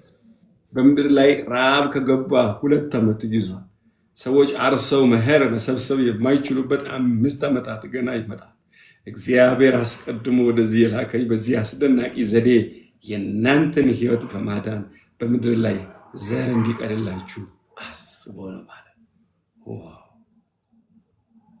ዮሴፍ የደረሰበት በደል ሳይሆን ይልቅስ የሚያስበው እግዚአብሔር መልካም ነገር ለማድረግ ሁኔታዎችን ቀይሮ እንደተጠቀመ መሆኑ ጥልቅ የሆነ የቀናነት ሐሳብ ያለው ሰው መሆኑን ያመለክታል። የዮሴፍ ወንድሞች አባታቸው ከሞተ በኋላ ፈርተው መጥተው እንደገና ዮሴፍን ይቅርታ በጠየቁ ጊዜ ዮሴፍ እንደዚህ አላቸው፣ አይዟችሁ፣ አትፍሩ። እኔ በእግዚአብሔር ምትክ የምሆን አይደለሁ። በእርግጥ እናንተ ክፉ ነገር መክራችሁብኝ ነበር፣ እግዚአብሔር ግን ወደ መልካም ነገር ለወጠው። ይህንን ያደረገው አሁን በሕይወት ያሉትን የብዙ ሰዎችን ሕይወት ለማትረፍ ብሎ ነው። ምንም የሚያስፈራችሁ ነገር የለም። እኔ እናንተንና ልጆቻችሁን እመግባችኋል። ዮሴፍ ይህ ሁሉ በደል ወደ ጎን ትቶ እግዚአብሔር ባደረገለት መልካም ነገር ላይ ትኩረት በማድረግ ክፉ ባደረጉበት ወንድሞቹ ላይ አንዳች የበቀል ነገር ሳያስብ ቸርነትንና መልካም ነገር ማድረጉ ለእኛ አስደናቂ ምሳሌያችን ነው። ስለዚህ ከዮሴፍ ሕይወት ይህን መልካም አንድነት ተምረን የበደሉንን ሳንቀበል ይልቅስ መልካም ነገር ማድረግ ይኖርብናል። ሕይወት ዘወርዋራ ናት። ዝቅ ያደረጉንን ሰዎች ዝቅ ባሉ ቦታ ላይ እንድንገጥማቸው ታደርጋለች። ይሄው በዮሴፍ ሕይወት ሲለምን ከምንም የማይቆጥሩ ወንድሞቹን እህል አስይዞ ለልመና መጣ። ጭራሽ የፈለገውን በሕይወታቸው ማድረግ የማይችልበት ከሀገሩ ንጉሥ ቀጥሎ ትልቅ ስልጣን ያለው ገዢ ሆኖ ቁጭ። እናንተ ብትሆኑ ምን ታደርጋላችሁ? ከባድ ታላቅ በደል የፈጸሙብን ሰዎች ኩርባ ላይ ሲገጥሙ ነው ማለት ነው። ዋው! ዮሴፍ አትፍሩ፣ እኔ እናንተንና ልጆቻችሁን እመግባለሁ። እውነታም ደግሞ አይክድም። እውነት እኮ ነው። እናንተ በድላችሁኛል፣ ግን ጌታ ለመልካም ቀየረው። እንኳን በደላችሁኝ አይደለም ይላል። ስለዚህ ከጌታ ከኢየሱስ ክርስቶስ ሕይወት ይህንን ታላቅ የይቅርታን ልብ ተምረን የበደሉንም ሰዎችን ሁሉ ይቅር ማለት ይኖርብናል። አንድ ጊዜ አንድ ሰው ሚስቱ ከሌላ ወንድ ጋር ስታመነዝር ተያዘች እና ልቡ ክፉኛ ቆስሏል። የቤተ ክርስቲያን መሪዎች መጥተው ያነጋግሩት ጀመር። ልጆች አሏችሁ፣ መጽሐፍ ቅዱስ በዝሙት ምክንያት ጋብቻ መፍታትን ይፈቅዳል። ነገር ግን ከፈታ እሷም ትጎዳለች፣ አንተም ትጎዳለህ፣ ልጆቻችሁም ይበተናል። በይቅርታ ብትቀበል ምንም ችግር የለው የሚል ነገር መከሩት። ሰውየው እንዲህ ብሎ መለሰ፣ ባለቤቴ ክፉኛ ክህደት ፈጽማብኛለች። እሷ የበደለችኝን ይህንን ግድግዳ አለፌ እሷን ይቅር ለማለት አቅም ያንሰኝ፣ እባካችሁ ጸልዩልኝ አለ። የጸሎት እርዳታ ተደረገለት። እግዚአብሔር ጸጋውን አበዛለት። ያመነዘረችውን ባለቤቱን ይቅር ብሎ ልጆቹንም ሳይበትን በቀጣዩ መንገድ ዘለቀ። መጽሐፍ ቅዱስ በጋብቻዎቻችን ላይ ምንዝርና የፈጸሙ የትዳር አጋሮቻችሁን ይቅር ብላችሁ አብራችሁ ከኖራችሁን ያዝንባችኋለሁ አላለም። ግን በዚህ መልኩ የበደለን ሰውን መለየት ትችላላችሁ የሚል መብት ነው የሰጠው። እግዚአብሔር ብዙ ኃጢአቴን ይቅር ብሏል፣ እኔ ጋብቻዬን አድሳለሁ የምንል ከሆነ በጣም መልካም ነው። አንዳንድ ሰዎች በሕይወት የሌሉ ዘመዶቻቸው ላይ ሁሉ ቂም ይዘዋል። አንድ ሰው አባቱን ሲራገም አይቻለሁ። አባቴ መሬት ውስጥ ተኝቶ አሁንም አፈር ይበላል፣ አሁንም እንደገና አፈር ይብላ፣ እሱ መሬት አይቅለል ይክበድበት ብሎ ሲናገር አባቱ ጥሩ እንጀራ እንዳያገኝ ሳያስተምረው እንደቀረና አባቱ በበደለው በደል ምክንያት ክፉኛ የተጎዳ ሰው በመሆኑ ነው። ወገኖች የደረሰብን የትኛውን በደል ከጌታችን ከኢየሱስ ክርስቶስ አይበልጥምና እግዚአብሔር የይቅርታን መንፈስ ያልብሰን። አሜን። አንዳንድ በደሎች አንድ ጉዳት ብቻ ሳይሆን ተደጋጋሚ ጉዳት ያደርሱብናል። ለምሳሌ ያህል ከስራ ያፈናቀሉን ሰዎች ተቸግረን በተራብን ቁጥር በሙሉ ትዝ ይሉናል።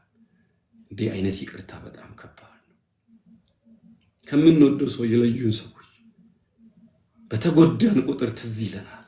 እግዚአብሔር ግን ሸክም የሆነውን ቂም ሁሉ ከልባችን ነቅሎ መውሰድ የሚችል እርሱ የጌቶች ጌታ፣ አቅም ሲያንሰን ሁሉ ወድቀን በፊቱ ይቅርታ መለመን ይኖርብናል። እግዚአብሔር ይህንን መንፈስ ያልብሰን። አሜን። እስከዚህ ነው እንግዲህ የዛሬው ትምህርታችን። ጥያቄ ካላችሁ ሐሳብ